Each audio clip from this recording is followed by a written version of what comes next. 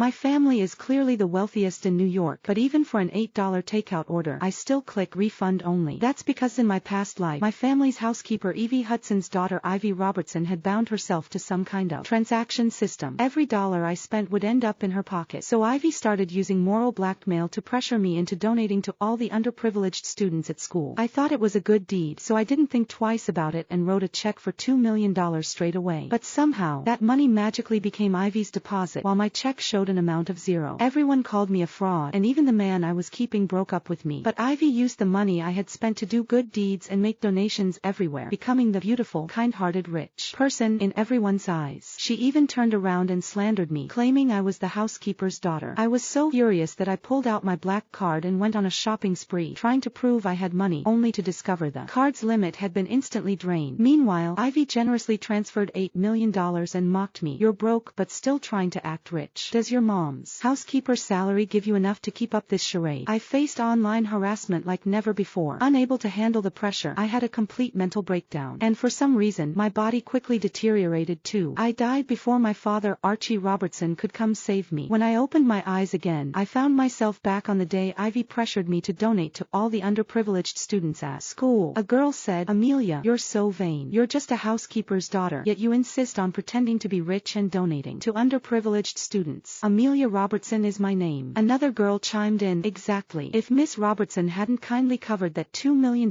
for you today, you'd be a complete fraud. You better apologize to Miss Robertson right now. Otherwise, I'm taking you straight to the police station." The chorus of accusations rang in my ears. It wasn't until everyone started pushing and shoving me that I snapped back to reality. Looking at the angry faces of my classmates, I finally realized I had truly been reborn. And I was right back on the day Ivy used that transaction system to manipulate me into donating to all the underprivileged students at school. Just moments ago, the $2 million check I had personally donated suddenly turned into a blank check. But Ivy immediately transferred the exact same amount as a donation, then turned around and slandered me, claiming I was the housekeeper's daughter. Seeing my silence, Ivy immediately rushed forward. She put on a caring act and urged me, "Amelia, I've overlooked you stealing my haute couture dresses and limited edition bags. But now you dare to commit donation fraud in public. Since you can't actually donate any money to everyone anyway, just admit your mistake and apologize. Otherwise, I won't be able to protect you anymore." Looking at the calculation in Ivy's eyes, I knew she was deliberately trying to provoke me with her words. In my past life, I had indeed acted impulsively. I was so angry that I pulled out my black card, told the underprivileged students to spend freely, and promised to donate however much they spent. But just as the underprivileged students swore to max out the black card and happily went to pay, the POS machine suddenly issued a warning. Then a mechanical female voice announced, "Insufficient funds on this card. Please try again." Meanwhile, Ivy generously transferred over $10 million